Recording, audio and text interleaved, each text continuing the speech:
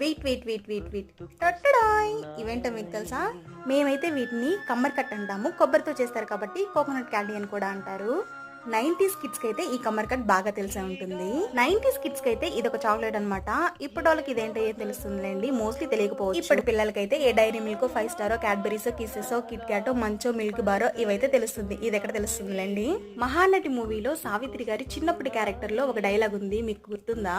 మహానటి సావిత్రి గారి చిన్నప్పటి క్యారెక్టర్ లో ఉండేటువంటి పాప 2 కొబ్బరి లౌజులు ఇవ్వండి అబ్బా ఎంత బాగుంటాయో అని అంటుంది కదా, ఆ డైలాగ్ మీకు గుర్తుందా?